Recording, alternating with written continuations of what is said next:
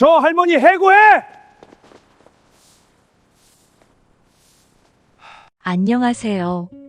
남녀노소 누구나 가슴 뛰는 내일을 꿈꾸는 공간, 우리들의 두 번째 인생입니다. 오늘 들려드릴 이야기는 낡은 청소복 속에 어마어마한 비밀을 숨긴 한 할머니의 통쾌한 사이다 참교육설입니다. 겉모습만 보고 섣불리 사람을 판단하고 무시하면 과연 어떤 쓴맛을 보게 되는지 오늘 아주 시원하게 보여드릴 텐데요. 본격적인 이야기에 앞서 구독과 좋아요 한 번씩 꼭 눌러주시면 앞으로도 속 뻥 뚫리고 가슴 뭉클해지는 재미있는 이야기로 잊지 않고 찾아오겠습니다. 자, 그럼 낡은 빗자루를 든 회장님 할머니의 반전 스토리 지금 바로 시작합니다. 사람들은 낡은 회색 작업복에 챙이 넓은 모자를 푹 눌러 쓴 저를 보며 그저 하루하루 고단하게 살아가는 불쌍한 노인네라고 생각합니다. 매일 새벽 5시면 어김없이 쓰레기 봉투와 빗자루를 들고 이 화려하고 높은 최고급 아파트 단지 구석구석을 쓸고 닦는 70대 청소부 할머니. 그게 이곳 사람들이 아는 저의 유일한 모습입니다. 젊고 세련된 입주민들은 제 곁을 지날 때면 혹여라도 옷깃이 스칠까 거리를 두고 때로는 알 수 없는 우월감에 찬 시선으로 저를 내려다보곤 합니다. 저는 그저 그들의 뾰족한 시선을 모른 척하며 묵묵히 바닥에 떨어진 낙엽을 쓸어 담을 뿐입니다. 하지만 이 아파트 입주민 중 그 누구도 알지 못하는 사실이 하나 있습니다.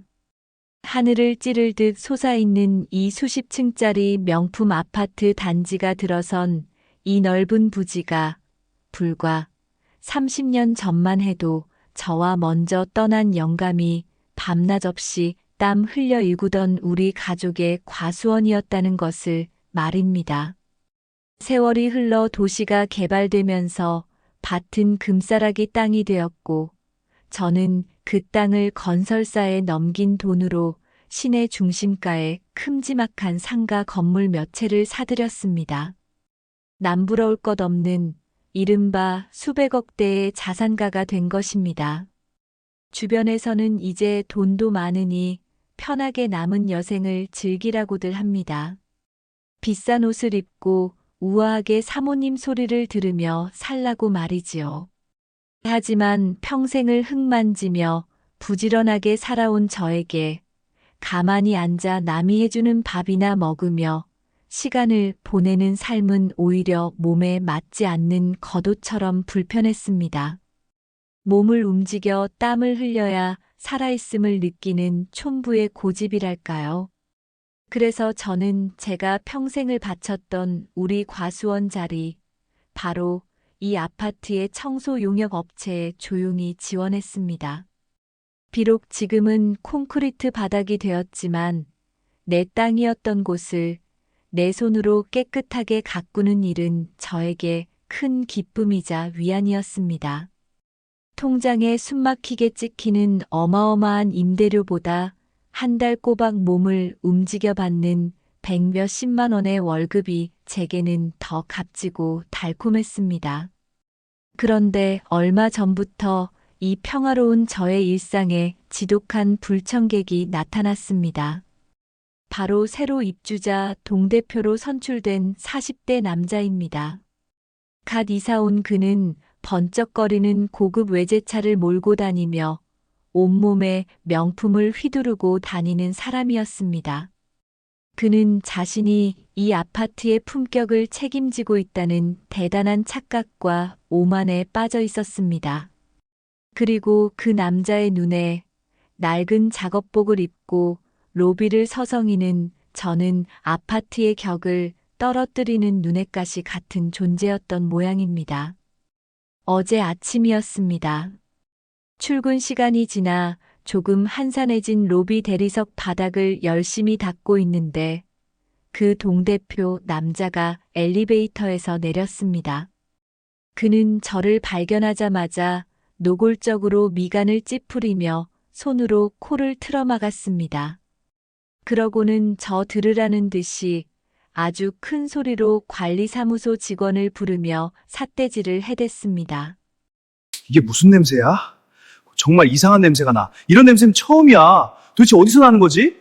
도대체 관리를 어떻게 하길래 아침부터 로비의 냄새가 진동을 하냐며 저런 늙고 지저분한 청소부는 아파트 물을 흐리니 당장 해고해버리라고 난리를 피우는 것이었습니다. 저는 대걸레를 쥔 채 그 자리에 가만히 서서 핏대를 세우며 화를 내는 그 남자의 얼굴을 가만히 쳐다보았습니다. 수치심이나 분노보다는 참을 수 없는 헛웃음이 먼저 새어나올 뻔했습니다. 왜냐하면 그 잘난 동대표 남자가 매일같이 출근하는 곳, 그가 떵떵거리며 사장 소리를 듣고 운영하는 시내에서 제일 잘 나간다는 그 대형 고급 레스토랑이 새 들어있는 건물의 진짜 주인이 바로 저라는 사실을 그는 꿈에도 상상하지 못하고 있었으니까요. 저는 묵묵히 걸레를 빨며 마음속으로 조용히 다짐했습니다. 이 오만한 사내가 자신의 권력을 믿고 어디까지 선을 넘는지 한번 끝까지 지켜보겠다고 말입니다. 그날의 모욕적인 언사 이후로도 저는 평소처럼 묵묵히 아파트 단지를 쓸고 닦았습니다. 오히려 속으로는 묘한 기대감마저 들었습니다. 벼 이삭은 익을수록 고개를 숙인다지만 속이 텅 빈 쭉정이는 제 잘난 맛에 뻣뻣하게 고개를 쳐들기 마련이니까요. 그 동대표라는 남자는 정확히 후자에 속하는 인간이었습니다. 그는 제가 자신에게 굽신거리거나 겁을 먹고 일을 그만두지 않자 눈에 띄게 초조해하며 어떻게든 저를 아파트에서 쫓아낼 궁리를 하기 시작했습니다. 며칠 뒤 아파트 입주민 전용 피트니스 센터 청소를 마치고 분리수 거장으로 향하던 제 앞을 그 남자가 가로막았습니다. 그의 뒤로는 난처한 표정을 지은 관리소장과 경비원 몇 명이 우르르 몰려와 있었습니다. 동 대표는 텅 빈 자신의 왼쪽 손목을 삿대질하듯 가리키며 얼굴을 불그락푸르락 물들이고 있었습니다. 피트니스 센터 탈의실에 잠깐 풀어두었던 1,000만 원짜리 명품 시계가 감쪽같이 사라졌다는 주장이었습니다.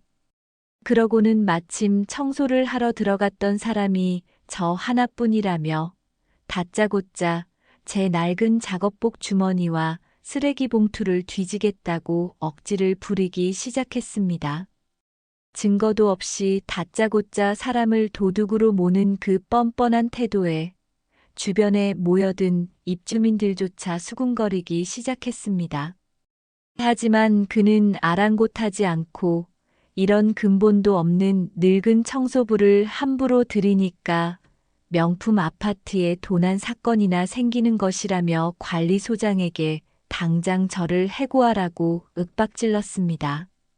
떳떳하니 경찰을 불러 조사를 하자는 저의 차분한 제안에도 그는 오히려 경찰차가 단지에 들어오면 아파트 집값만 떨어진다며 소란을 피웠습니다. 그저 당장 제 옷을 벗겨 길거리로 쫓아내는 것만이 아파트의 격을 지키는 일이라고 굳게 믿는 듯 했습니다. 평생을 남의 것 하나 탐내지 않고 정직하게 살아온 제게 도둑 누명이라니 예전 같았으면 억울함에 가슴을 치며 주저앉아 통곡을 했을지도 모릅니다. 하지만 제 마음속 깊은 곳에서는 분노보다 서늘한 이성이 차갑게 나를 세우고 있었습니다. 쥐어짜낸 권력으로 약자를 짓밟으며 쾌감을 느끼는 저 알량한 인간의 흉악한 민낯을 두 눈으로 똑똑히 확인했기 때문입니다.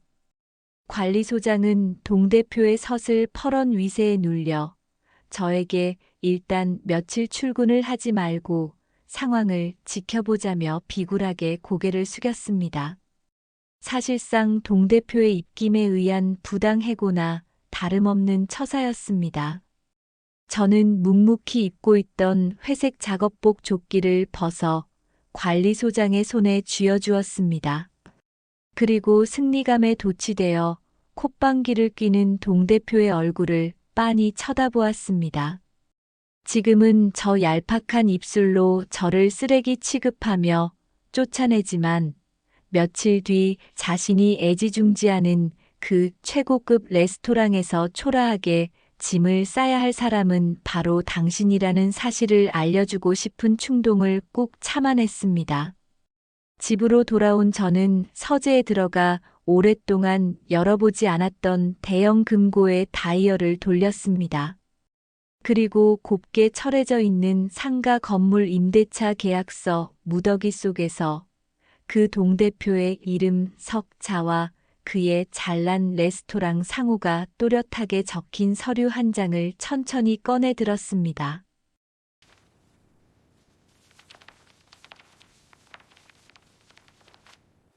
마침 다음 주가 아파트 입주자 대표 회의가 열리는 날이었습니다.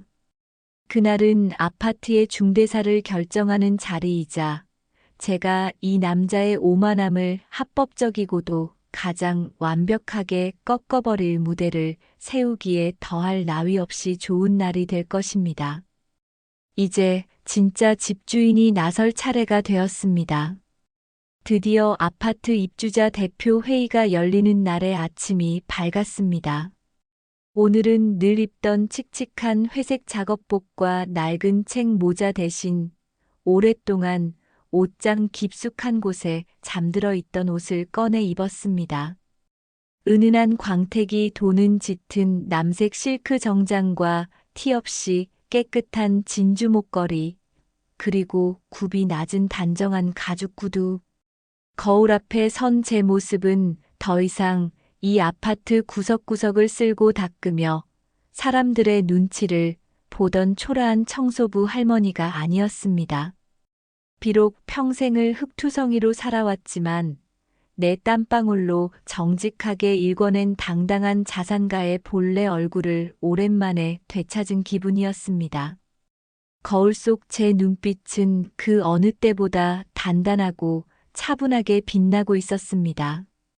지하 주차장으로 내려가자 제 개인 기사인 김 실장이 뒷좌석 차 문을 열며 정중하게 묵내를 건넸습니다. 평소에는 유별나게 눈에 띄는 것이 싫어 대중교통을 이용하거나 걸어 다녔지만 오늘만큼은 제 명의로 된 가장 길고 육중한 최고급 검은색 대형 세단을 타기로 했습니다. 시동을 거는 진동조차 느껴지지 않는 고요하고 안락한 차창 밖으로 제가 매일 새벽 빗자루를 들고 쓸며 지나던 익숙한 거리가 빠르게 스쳐 지나갔습니다. 참으로 씁쓸한 일입니다.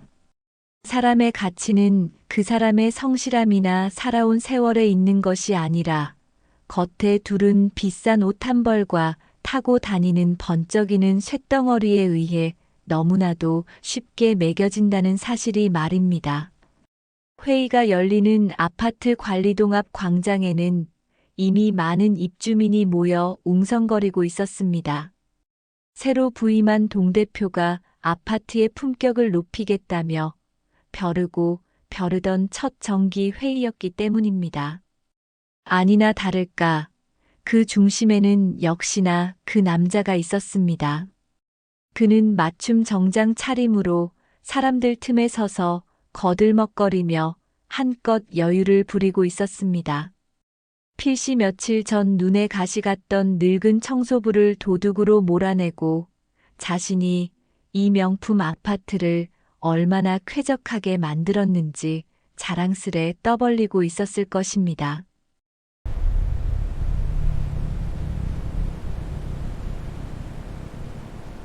스르륵 소리와 함께 제 차가 관리동 입구의 가장 정중앙 자리에 미끄러지듯 멈춰 섰습니다.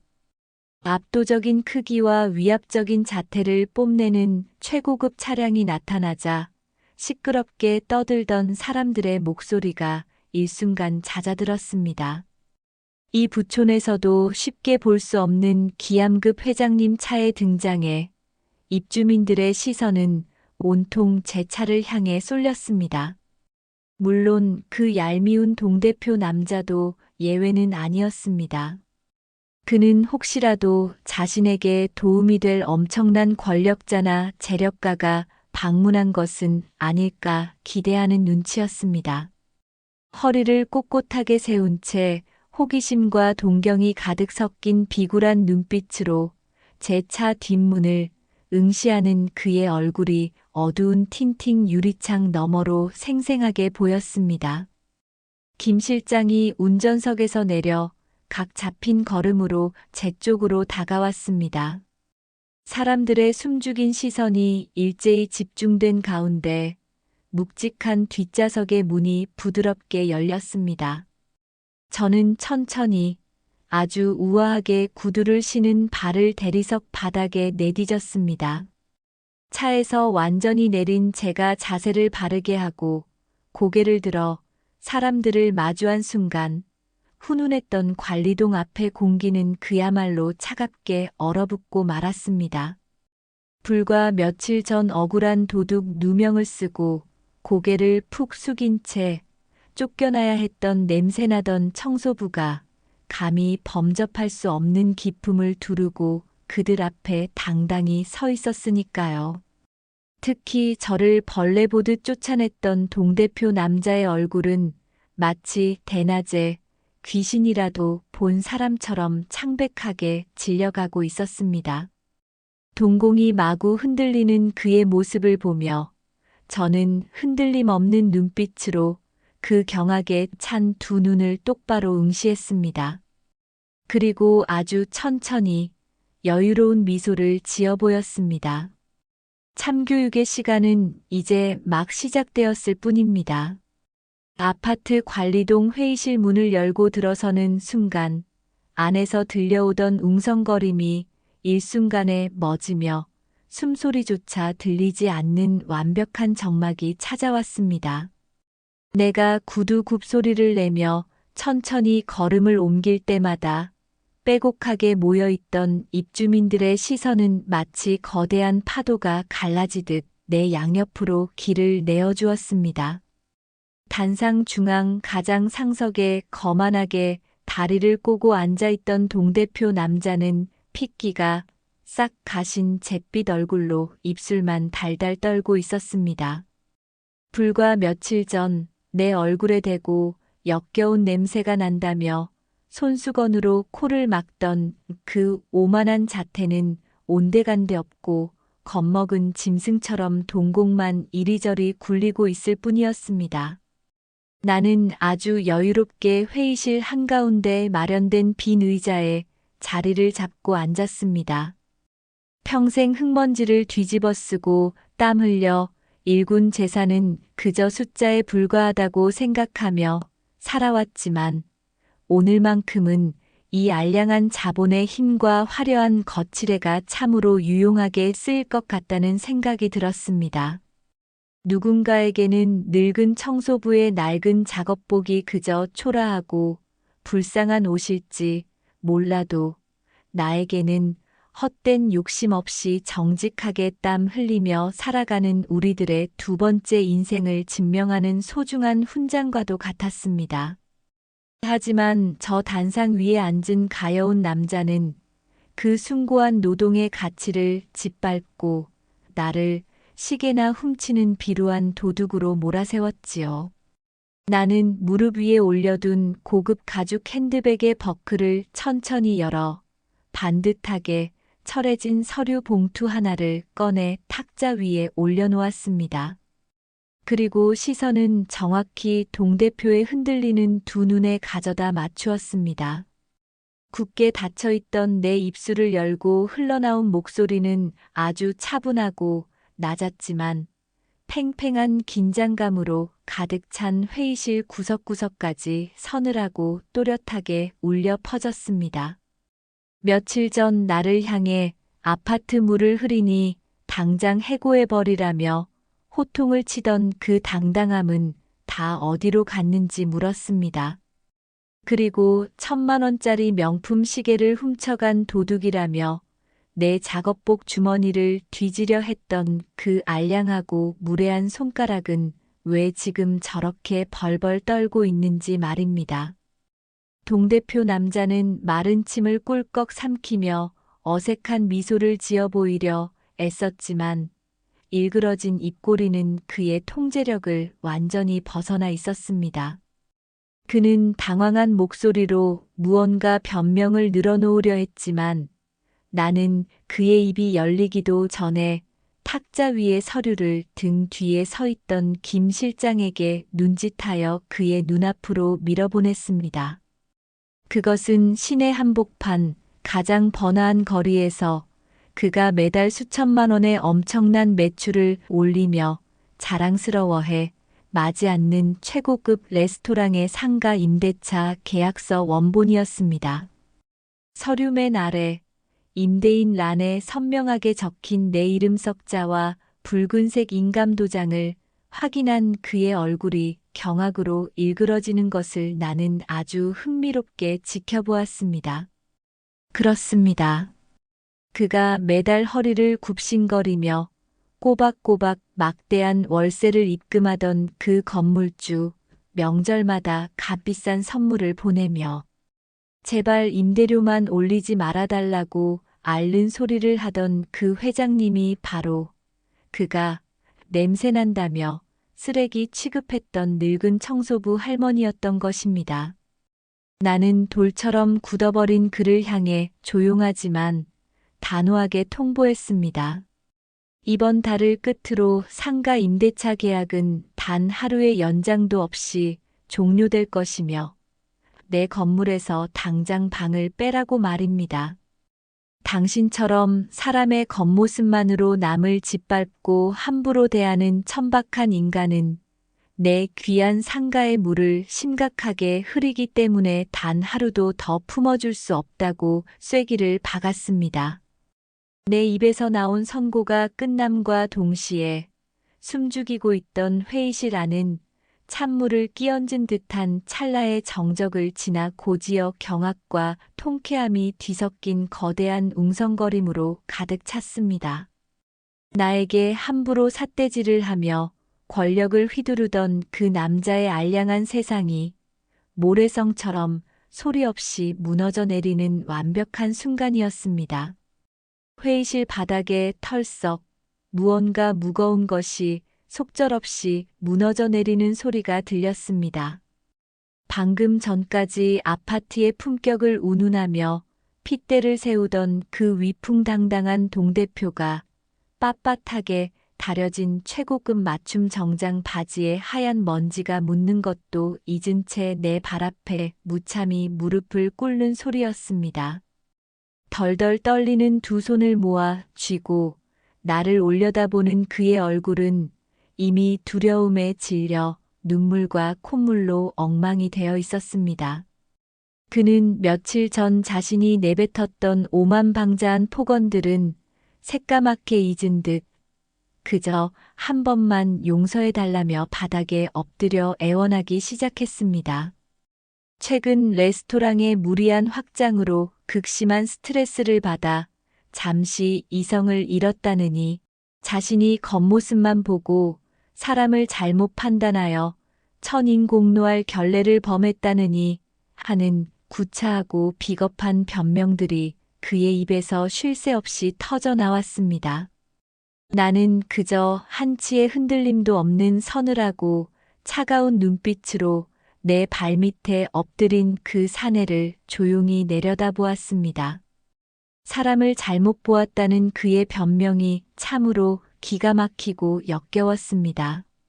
만약 내가 진짜로 하루 벌어 하루를 먹고 사는 억울한 일을 당해도 어디 가서 하소연할 곳 하나 없는 가난하고 힘없는 청소부 노인이었다면 그는 과연 이토록 처절하게 무릎을 꿇고 눈물을 흘렸을까요? 아마도 어제처럼, 아니 그보다 훨씬 더 잔인하고 무자비하게 나를 윽박지르고 끝내는 도둑이라는 오명까지 뒤집어 씌워 이 아파트에서 그리고 세상의 가장자리로 매몰차게 내쫓았을 것입니다.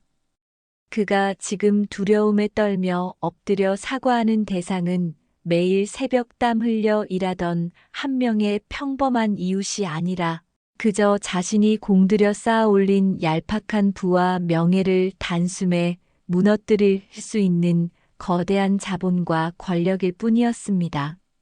시선을 돌려 주변을 둘러보니 그동안 동대표의 기세에 눌려 침묵하거나 은근히 동조하며 나를 무시했던 입주민들의 얼굴에도 당혹감과 짙은 부끄러움이 역력하게 번져 있었습니다.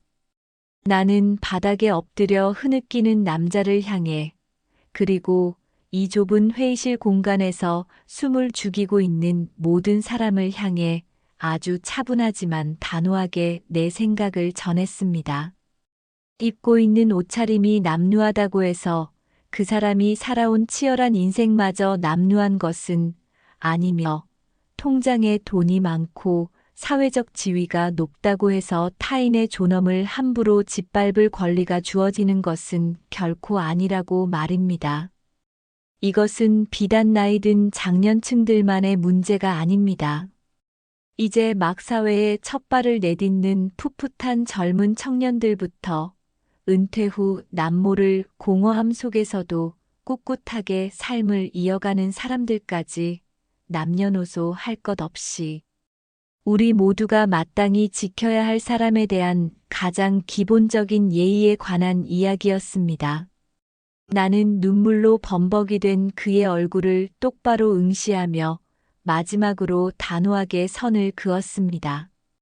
이미 엎질러진 물은 주워 담을 수 없듯 당신이 약자를 향해 함부로 뱉어낸 그 오만한 말들과 칼날 같던 행동들에 대한 혹독한 대가는 이제 온전히 당신 스스로가 감당해야 할 몫이라고 말입니다. 이번 달 말일 단 하루의 유예나 타협도 없이 상가를 비워달라는 내 결정은 하늘이 두 쪽 나도 결코 번복되지 않을 것임을 다시 한번 명확하게 확인시켜 주었습니다. 자리에서 천천히 일어나는 내 머릿속에 유난히 웃는 모습이 해맑고 예쁜 우리 손녀 민채의 얼굴이 문득 스쳐 지나갔습니다.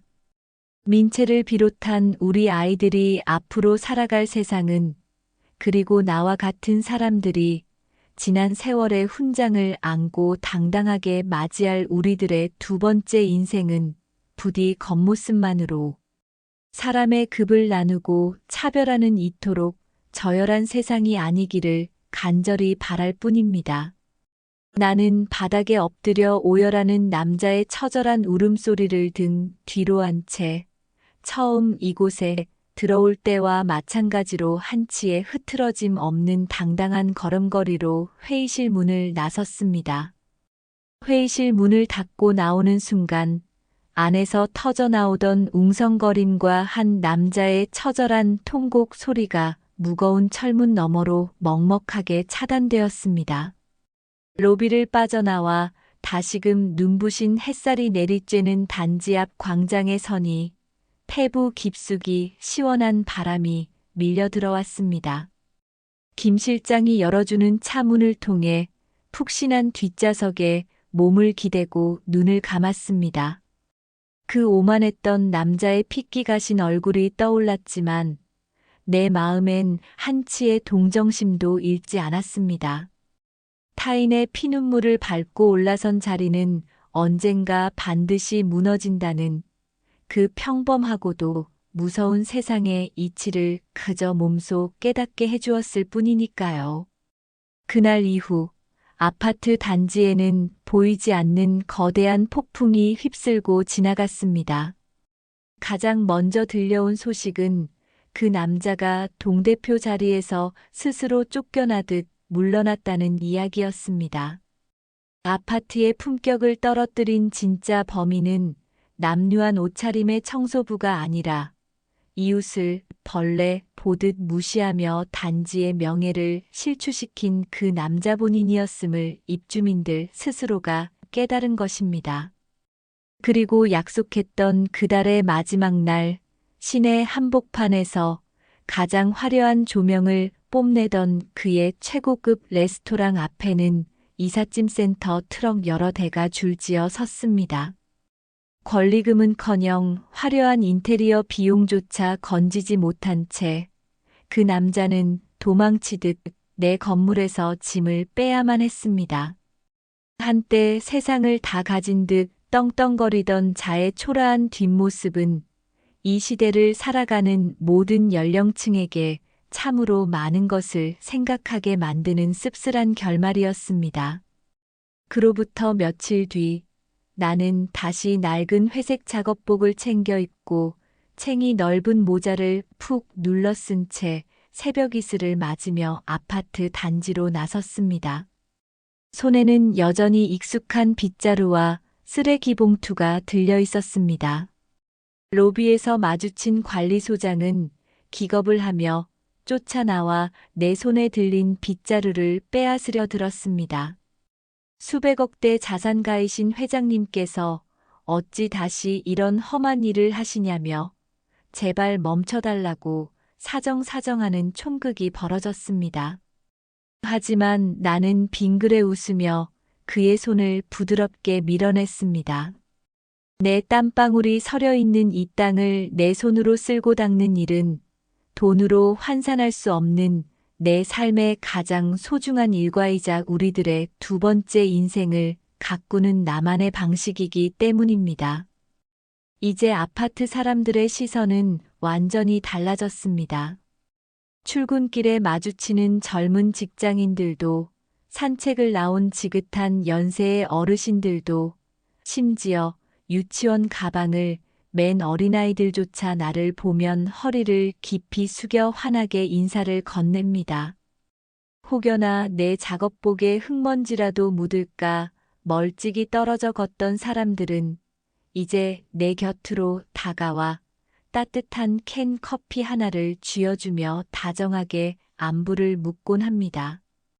그들은 낡은 작업복 안에 감춰진 수백억의 재산을 경외하는 것일 수도 있지만 나는 그저 그 따뜻한 눈빛들을 타인에 대한 뒤늦은 존중으로 받아들이기로 했습니다. 낙엽을 쓸어 모으는 빗자루 끝에 경쾌한 리듬이 실립니다. 젊은이들에게는 통쾌한 대리 만족을, 나와 같은 장년층에게는 깊은 공감과 위로를 전해준 이 작은 소동은 일단락되었습니다. 나는 오늘도 이 화려한 아파트의 가장 낮은 곳에서 그 누구보다 높은 자존감을 안고 내 몫의 땀을 흘립니다. 이 고단하지만 정직한 노동이야말로 내일 당장 모든 것을 잃는다 해도 결코 흔들리지 않을 나의 진짜 자산임을 알기 때문입니다. 그 얄미웠던 동대표가 쫓기듯 이 아파트를 떠난 후 단지 내에는 겉모습으로 사람을 함부로 판단하거나 무시하는 일이 눈에 띄게 줄어들었습니다. 사람들은 낡은 작업복을 입은 나를 대할 때뿐만 아니라 경비원이나 배달원들에게도 한결 부드러운 태도를 보이기 시작했습니다. 하지만 세상의 고질적인 병폐인 갑질이 단 한 번의 소동으로 완벽하게 사라질 리는 만무했습니다. 최근 내 눈에 자꾸만 아프게 밟히는 청년이 하나 생겼기 때문입니다. 새벽마다 출근할 때면 졸린 눈을 비비면서도 언제나 나에게 깍듯하게 인사를 건네는 이제 겨우 22살이 된 앳된 얼굴의 야간 경비원 청년입니다. 우리 손녀 민채보다 겨우 몇 살 위인 그 어린 학생은 낮에는 대학에서 전공 공부를 하고 밤에는 팍팍한 학비와 생활비를 벌기 위해 이 고된 경비 일을 병행하고 있었습니다. 휴게실에서 차가운 도시락으로 끼니를 때우면서도 두꺼운 전공 서적을 손에서 놓지 않는 그 녀석을 볼 때면 내 마음 한구석이 찌릿하게 아려오곤 했습니다. 나에게는 그저 기특하고 응원해주고 싶은 눈부신 청춘이지만 안타깝게도 어떤 이의 눈에는 그저 돈 몇 푼 쥐어주고 마음대로 부려먹어도 되는 만만한 아랫사람으로만 보였던 모양입니다. 어제 오후 분리수거장 옆을 지나다 우연히 목격한 광경은 평온을 되찾아가던 내 가슴을 다시 한번 차갑게 분노하게 만들었습니다. 번쩍이는 유선형의 외제 스포츠카를 몰고 다니는 30대 초반의 젊은 입주민이 자기 키보다 높게 쌓인 무거운 골프백과 택배 상자들을 어린 경비원 청년에게 억지로 떠안기고 있었습니다. 청년이 뻘뻘 땀을 흘리며 규정상 세대 앞까지 개인 물품을 배달해 드리는 것은 어렵다고 정중히 양해를 구했지만 돌아온 것은 날선 조롱과 폭언뿐이었습니다. 비싼 관리비를 내는데 이깟 심부름 하나 못하냐며 너처럼 젊은 놈이 공부 지지리도 안 하고 게으르니까 그 나이에 남의 집 문지기나 하고 있는 것이라는 모독적인 말들이 무참하게 쏟아졌습니다. 쥐구멍에라도 숨고 싶은 듯 고개를 푹 숙인 청년의 붉어진 귀끝을 보는 순간 나는 들고 있던 빗자루를 벽에 기대어 놓고 조용히 그들에게 다가갔습니다. 부모님 세대가 이룩한 부를 물려받아 일찍 돈의 맛을 보고 세상 무서운 줄 모르는 저 아나무인의 입주민에게 정직하게 땀 흘려본 적 없는 자본이 얼마나 가벼운 것인지 가르쳐 주어야 할 때가 온 것입니다. 나는 청년의 덜덜 떨리는 손에 들려있던 무거운 택배 상자들을 거침없이 빼앗아 바닥에 내동댕이 쳤습니다. 둔탁한 파열음과 함께 놀라 나를 쳐다보는 그 젊은 입주민을 향해 나는 아주 차갑고 단호하게 말했습니다. 당신이 당연한 듯 누리는 그 알량한 부유함이 이 청년이 뜬 눈으로 밤을 지새우며 흘리는 정직한 땀방울보다 결코 고귀할 수 없다고 말입니다. 그 젊은 입주민은 처음에는 어디서 미친 노인네가 끼어든다며 노발대발 소리를 질렀습니다. 하지만 이내 내 얼굴을 찬찬히 뜯어보고는 꿀먹은 벙어리처럼 입을 다물고 말았습니다. 그 악랄했던 전임 동대표를 한순간에 파멸로 몰고 간 수백억대 건물주 할머니라는 소문을 그 역시 익히 들어 알고 있었기 때문입니다. 나는 핏기가 가신 그의 얼굴을 똑바로 응시하며 당장 바닥에 떨어진 당신의 물건들을 당신 손으로 직접 주워들고 가라고 명령했습니다. 만약 이 어린 청년에게 한 번만 더 부당한 갑질을 행사한다면 내가 가진 모든 자본과 인맥을 총동원하여 당신이 가진 그 얄팍한 오만함을 가장 지독한 방식으로 부숴버리겠다고 경고했습니다. 젊은 입주민이 도망치듯 자신의 짐을 주워들고 사라진 뒤 경비원 청년은 꾹 참았던 눈물을 터뜨리며 내 등 뒤에서 소리 죽여 울기 시작했습니다. 나는 흙 묻은 장갑을 벗고 거칠어진 손으로 그 어린 학생의 어깨를 조용히 토닥여 주었습니다. 우리들의 두 번째 인생은 이렇게 세상의 거친 풍파에 상처받으면서도 각자의 첫 번째 인생을 묵묵히 살아내는 모든 세대를 따뜻하게 품어주는 든든한 울타리가 되어야 합니다. 남녀노소 할 것 없이 땀 흘려 일하는 모든 삶은 마땅히 존중받아야 한다는 평범한 진리를 다시 한번 가슴에 새긴 하루였습니다.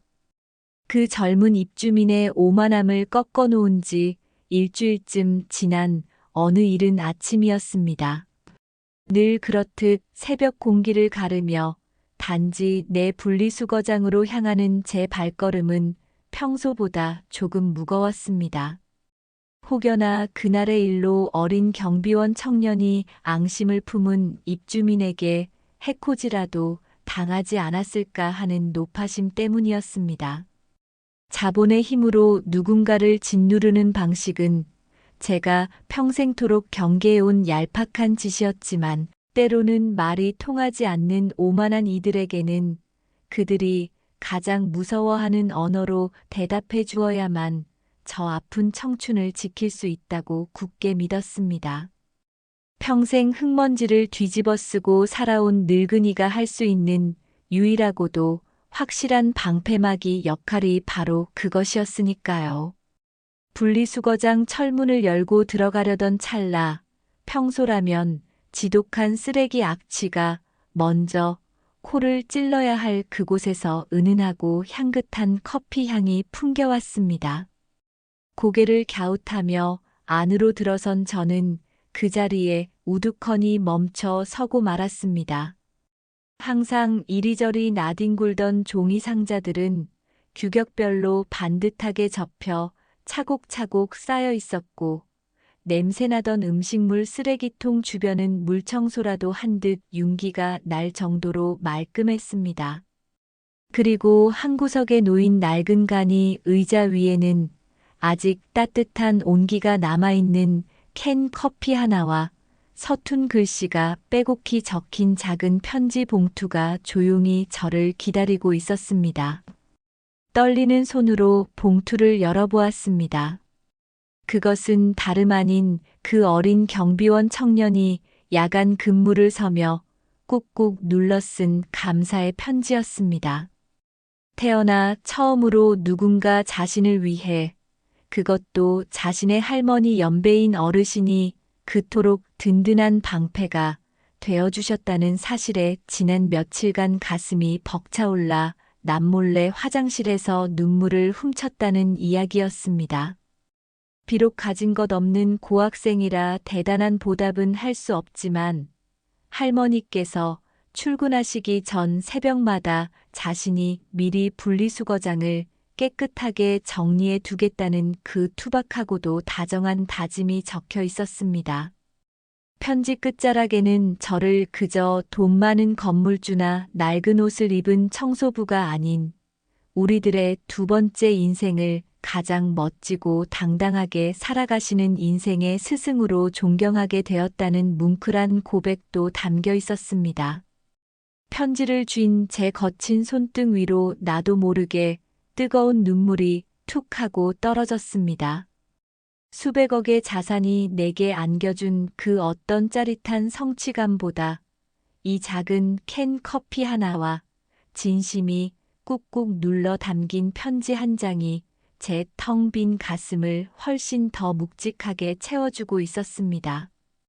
돈이나 권력으로는 결코 살 수 없는 오직 사람과 사람 사이의 진실한 마음만이 만들어낼 수 있는 값진 기적이었습니다. 그런데 저를 뭉클하게 만든 감동은 거기서 끝이 아니었습니다. 날이 밝고 입주민들이 하나둘 바쁜 출근을 시작할 무렵 분리수거를 하러 내려온 사람들의 손에는 저마다 저를 향한 작은 마음들이 들려 있었습니다. 어떤 젊은 세댁은 직접 구운 빵을 수줍게 건네며 지난번 동대표 일로 속이 뻥 뚫렸다며 고마움을 전했고, 머리가 희끗한 노신사는 따뜻한 쌍화탕을 챙겨주시며 우리 같은 장년층들도 이렇게 기죽지 않고 당당하게 살 수 있다는 걸 보여주어 진심으로 고맙다고 제 등을 따뜻하게 두드려 주셨습니다. 심지어 노란색 유치원 버스를 기다리던 꼬마 아이들마저 고사리 같은 손으로 직접 그린 삐뚤빼뚤한 하트 그림을 제 작업복 주머니에 찔러 넣어주고는 배꼽 인사를 하고 뛰어갔습니다. 할머니, 이거 받으세요.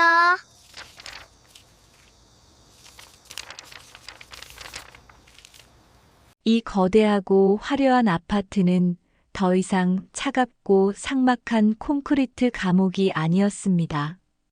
세대와 세대가 단절되고 가진 자와 못 가진 자가 서로를 멸시하던 공간은 어느새 따뜻한 연대와 진정한 존중이 싹트는 아름다운 정원으로 변해가고 있었습니다.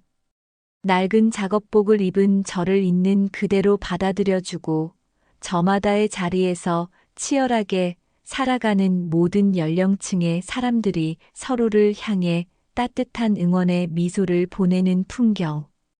이것이 바로 제가 이 나이까지 살아오며 그토록 지키고 싶었던 진짜 세상의 모습이었습니다. 빗자루를 단단히 고쳐 쥐고 아파트 마당을 쓰는 제 입가에는 하루 종일 행복한 미소가 떠나지 않았습니다. 세상은 아직, 그리고 우리의 삶은 언제나 이렇게 살아볼 만한 가치가 있는 곳이었습니다. 사람들이 내게 쥐어준 따뜻한 캔 커피와 삐뚤빼뚤한 감사 편지는 그동안 얼어붙어 있던 내 마음의 온도를 기분 좋게 끌어올려 주었습니다. 젊은 청년 경비원부터 지긋한 연세의 어르신, 그리고 어린아이들까지 세대를 뛰어넘어 나눈 이 다정한 교감은 나에게 새로운 다짐 하나를 심어주었습니다. 수백억의 자산을 가졌으면서도 평생 나 자신을 위해서만 혹은 내 핏줄만을 위해서만 돈을 움켜쥐고 살았던 지난날이 조금은 부끄러워졌기 때문입니다. 나는 이 아름다운 사람들에게, 그리고 매일 밤낮으로 아파트의 안전과 청결을 책임지며 고된 땀을 흘리는 나의 동료 노동자들에게 작지만 아주 특별한 선물을 해야겠다고 마음먹었습니다. 우리 아파트 단지의 화려한 지상 풍경과는 달리 청소부들과 경비원들이 머무는 지하 휴게실은 참으로 열악하고 어두운 공간이었습니다. 햇빛 한 줌 들어오지 않는 퀴퀴한 지하실 구석, 시끄럽게 돌아가는 기계실 바로 옆에 합판으로 대충 막아놓은 그곳이 우리가 지친 몸을 누일 수 있는 유일한 공간이었습니다. 한겨울에는 외풍이 들어와 덜덜 떨어야 했고, 한여름에는 곰팡이 냄새와 찜통 같은 더위에 숨조차 제대로 쉬기 어려웠습니다. 밤새워 공부하며 차가운 도시락을 삼키던 그 어린 경비원 청년도 굽은 허리를 두드리며 파스를 붙이던 동료 청소부 할머니들도 모두 그 열악한 공간에서 묵묵히 버텨내고 있었습니다. 나는 김 실장을 조용히 외곽으로 불러냈습니다. 그리고 내가 가진 자본을 아주 가치 있게 쓸 수 있는 비밀스러운 프로젝트를 지시했습니다. 당장 내일부터 지하 배관 교체 공사라는 그럴듯한 핑계를 대고 기존의 낡은 휴게실을 전면 통제한 뒤 아파트 단지 내 비어있던 가장 넓고 쾌적한 주민 공동 시설 공간 하나를 완전히 개조하라는 명령이었습니다. 내 정체가 드러나지 않도록 철저히 익명으로 대신 대한민국에서 제일 가는 최고급 인테리어, 자재와 가구들을 아낌없이 쏟아부어 세상에서 가장 아늑하고 편안한 노동자 전용 휴게 라운지를 만들어 달라고 신신당부했습니다. 일주일의 시간이 흐르고 배관 공사가 끝났다는 안내 방송과 함께 새로운 휴게실의 문이 열리던 날 아침이었습니다. 고된 철야 근무를 마치고 지친 발걸음으로 지하를 향하던 경비원들과 새벽 청소를 끝내고 쉴 곳을 찾던 동료들은 새로 안내된 지상 1층의 환한 공간 표지를 보고 어리둥절한 표정을 지었습니다. 그리고 조심스레 새 휴게실의 문을 연 순간 그들은 모두 약속이라도 한 듯 그 자리에 멍하니 멈춰 서고 말았습니다. 따뜻한 햇살이 가득 쏟아지는 넓고 쾌적한 공간에는 피로를 단숨에 풀어줄 최고급 안마의자 여러 대가 가지런히 놓여 있었습니다. 한쪽 벽면에는 누구나 언제든 따뜻하게 마실 수 있는 유명 브랜드의 커피 머신과 다과가 풍성하게 채워져 있었고, 은은한 조명 아래에는 편안하게 누워 단잠을 청할 수 있는 푹신한 개인용 침상들이 칸막이와 함께 마련되어 있었습니다. 벽에 걸린 공기청정기는 맑은 공기를 뿜어내고 있었고, 바닥은 신발을 벗고 들어가면 금세 온기가 온몸으로 퍼지는 따뜻한 온돌로 시공되어 있었습니다. 어리둥절해하던 사람들의 시선이 입구에 놓인 작은 팻말에 머물렀습니다.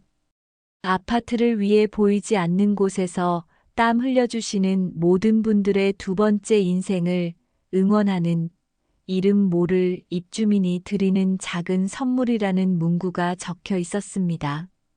글귀를 읽어 내려가던 동료 청소부 할머니는 결국 참지 못하고 주저앉아 왈칵 눈물을 쏟으셨고 그 어린 경비원 청년 역시 붉어진 눈시울로 연신 주위를 둘러보며 허공을 향해 깊은 감사의 인사를 올렸습니다.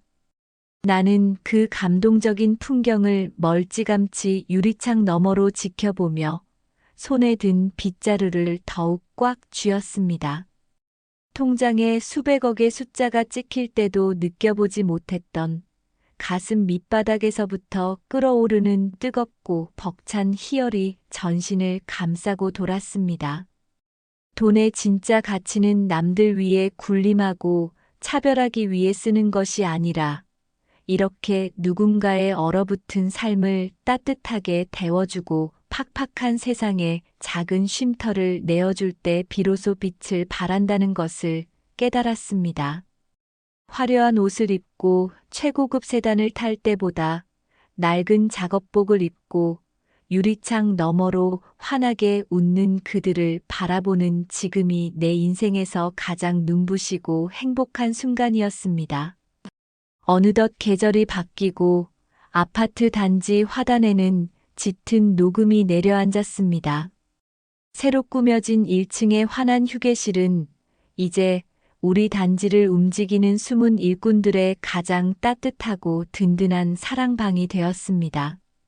야간 근무를 마친 어린 경비원 청년이 푹신한 안마의자에서 달콤한 쪽잠을 자고 일어나는 모습이나 동료 청소부 할머니들이 삼삼오오 모여 향긋한 커피 한 잔에 고된 노동의 피로를 녹여내는 풍경을 멀리서 훔쳐볼 때면 내 입가에는 절로 흐뭇한 미소가 번지곤 합니다. 그들이 그토록 환하게 웃으며 쉴 수 있는 공간을 마련해 준 사람이 다름 아닌 매일 아침 그들과 함께 빗자루를 들고 낙엽을 쓰는 이 남루한 늙은이라는 사실은 여전히 나만 아는 즐겁고도 벅찬 비밀입니다. 그 오만했던 전임 동대표가 쫓겨나듯 단지를 떠나고 시내 상가 건물에서도 초라하게 짐을 빼야 했던 그 통쾌하고도 씁쓸했던 소동은 이제 입주민들 사이에서 하나의 전설처럼 남았습니다. 겉모습만으로 사람을 함부로 재단하고 약자를 짓밟았던 자의 처절한 몰락은 이곳에 사는 모든 이들에게 돈이나 지위보다 더 중요한 것이 무엇인지를 묵직하게 일깨워 주었습니다. 이제 우리 아파트에서는 비싼 외제차를 탄다고 해서 목에 핏대를 세우는 사람도 없고 낡은 작업복을 입었다고 해서 함부로 고개를 숙이거나 주눅대는 사람도 없습니다. 마주치는 눈빛마다 서로를 향한 존중이 깃들어 있고 건네는 평범한 인사말에는 거짓 없는 다정함이 묻어납니다. 나는 오늘도 어김없이 낡은 회색 조끼를 입고 챙이 넓은 모자를 푹 눌러 쓴 채 새벽 이슬을 맞으며 빗자루를 잡습니다. 수백억의 자산이 내 이름 앞으로 쌓여 있고 매달 엄청난 임대료가 들어오지만 그것은 그저 서류상의 숫자일 뿐 내 삶의 본질을 설명해 주지는 못합니다. 진짜 내 삶을 증명하는 것은 거칠고 투박해진 내 두 손과 매일 아침 성실하게 쓸어내는 이 깨끗한 아파트 단지의 아침 풍경입니다. 누군가는 다 늙어서 사서 고생이라며 혀를 차지만 나는 남의 시선을 의식하지 않고 땀 흘려 일하는 이 정직한 순간이 그 어느 때보다 소중하고 자랑스럽습니다. 문득 해맑게 웃던 우리 손녀 민채의 맑은 눈망울이 떠오릅니다. 민채가 앞으로 자라나며 살아갈 세상은 사람의 가치가 통장 잔고나 입고 있는 옷의 상표 따위로 가볍게 매겨지는 그런 천박한 곳이 아니었으면 좋겠습니다. 직업의 귀천이나 나이에 많고 적음을 떠나 각자가 흘리는 정직한 땀방울 그 자체로 오롯이 존중받는 세상. 그것이 내가 낡은 빗자루를 단단히 쥐고 하루하루를 치열하게 살아내는 이유이자 다음 세대에게 물려주고 싶은 진짜 값진 유산입니다. 흔히들 내 나이를 인생의 황혼기라고 부르지만 나는 지금 이 순간 그 어느 때보다 찬란하게 나의 진짜 삶을 써내려가고 있습니다. 이 두 번째 인생이라는 벅찬 이름은 비단 나처럼 머리가 희끗희끗한 노인들에게만 주어지는 특권이 결코 아닙니다. 밤낮으로 전공책을 파고들며 치열하게 내일을 준비하는 그 22살 경비원 청년에게도 매일 아침 아이들의 손을 잡고 유치원 버스를 기다리는 젊은 부부들에게도 그리고 숨가쁘게 달려오다 잠시 멈춰 서서 새로운 길을 찾는 모든 이들에게도 삶은 매 순간 새로운 페이지를 열어줍니다. 각자의 자리에서 어제보다 조금 더 성숙하고 따뜻한 시선으로 세상을 끌어안으며 맞이하는 오늘, 그것이 바로 세대를 불문하고 우리 모두가 함께 걸어가는 눈부신 두 번째 인생일 것입니다. 동이 터오는 맑은 아침 하늘 아래 나는 크게 심호흡을 하며 다시 경쾌하게 비지를 시작합니다. 바닥을 쓰는 빗자루 소리가 마치 나의 새롭고 찬란한 하루를 응원하는 행진곡처럼 귓가에 울려 퍼집니다. 낡은 작업복을 입은 수백억 자산가 할머니의 통쾌하고도 가슴 따뜻한 여정은 오늘 아침에도 어김없이 따스한 햇살 속에서 당당하게 이어지고 있습니다. 오늘 이야기 어떻게 들으셨나요? 비싼 옷과 번쩍이는 차가 그 사람의 진짜 가치를 말해주진 않죠. 나이와 직업을 불문하고 각자의 자리에서 정직하게 땀 흘리며 살아가는 모든 분들의 삶이 마땅히 존중받는 세상이 되었으면 좋겠습니다. 오늘 할머니의 통쾌한 참교육에 가슴이 뻥 뚫리셨거나 혹은 깊이 공감되는 부분이 있으셨다면 여러분의 소중한 생각과 비슷한 경험들을 아래 댓글로 자유롭게 남겨주세요. 하나하나 꼼꼼히 읽으며 따뜻한 하트 남겨드리겠습니다. 오늘 영상이 즐거우셨다면 잊지 마시고 구독과 좋아요, 알림 설정까지 꼭 부탁드립니다. 지금까지 우리들의 두 번째 인생이었습니다. 다음 시간에도 더 흥미롭고 의미 있는 이야기로 찾아오겠습니다. 함께 해주셔서